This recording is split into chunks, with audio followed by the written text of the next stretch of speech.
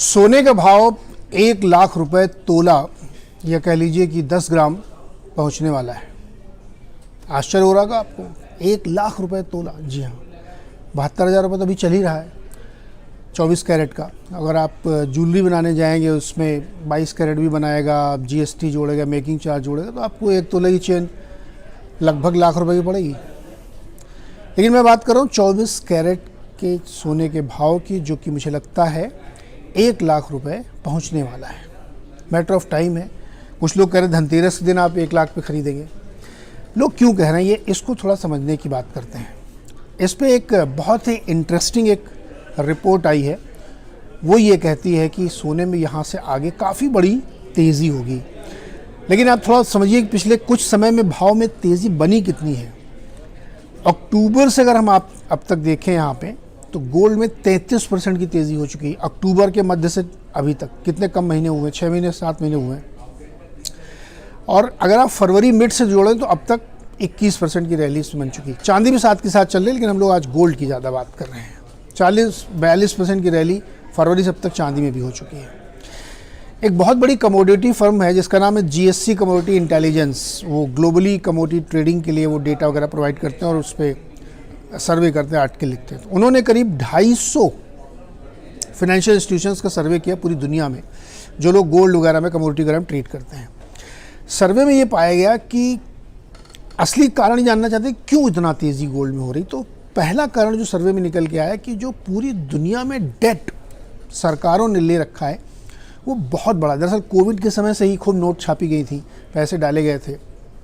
India में तो उतना नहीं हुआ, लेकिन अमेरिका में, यूरोप में और चाइना में सब जगह खूब पैसे छाप के लिया गया। तो यानी एक तरीके से वो डेट बहुत बढ़ा।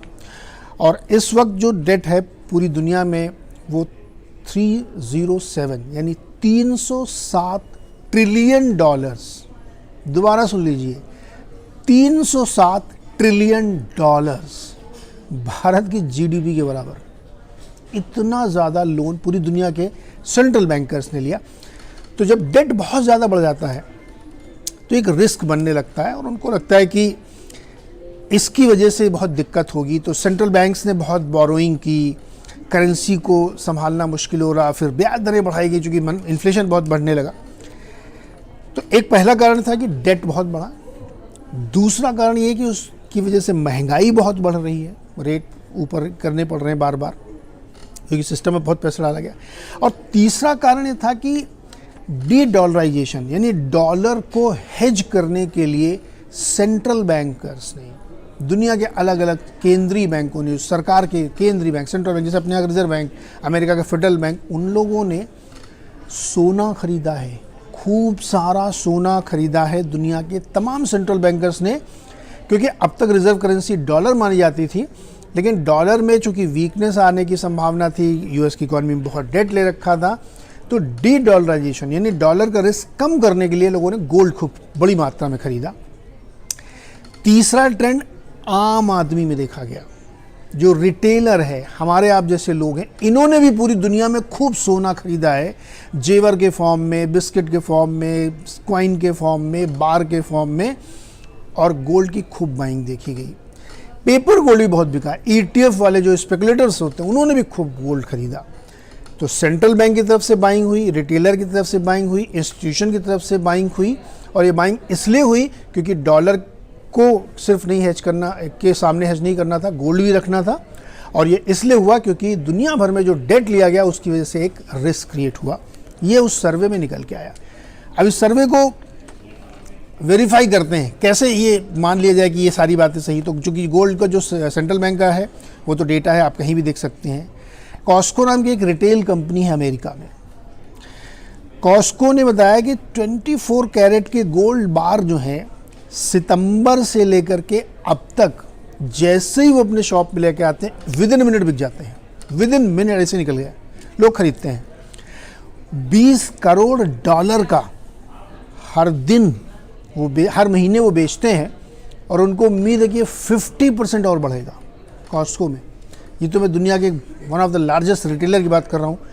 आप भारत में देखिए, सेनको गोल्ड का बिजनेस अपडेट देखिए, टाइटन का बिजनेस अपडेट देखिए, ज्वेलरी खूब बिक रही है, बार्स खूब बिक रहे हैं, तो रिटेल में लोग गोल्ड खूब खरीद रहे हैं।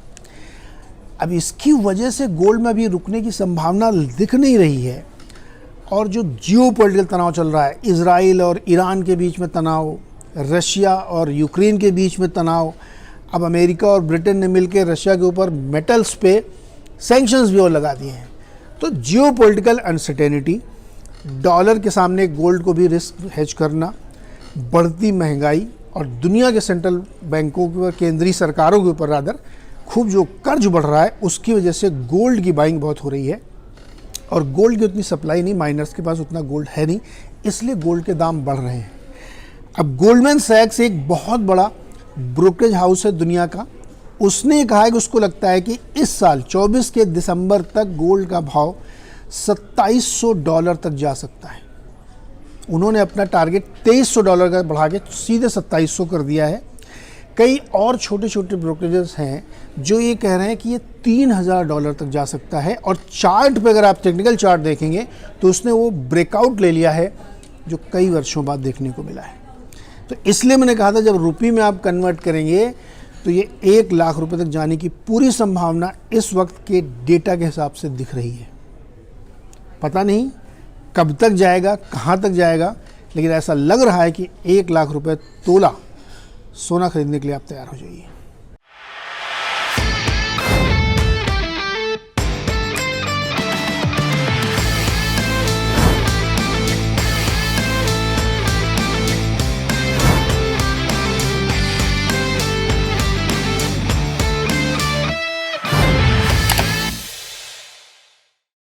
बता दें कि मनी कंट्रोल पर दिए गए विचार एक्सपर्ट्स के अपने निजी विचार होते हैं।